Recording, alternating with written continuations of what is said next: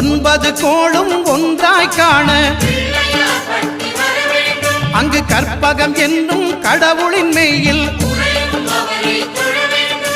சூரியன் முதலாய் 9 கிரகமும் பலவித குணங்களை கொண்டிருக்கும் எங்கள் கற்பக தருவில் அவை வரும்போது ஒன்றாய் சேர்ந்து பலனளிக்கும்.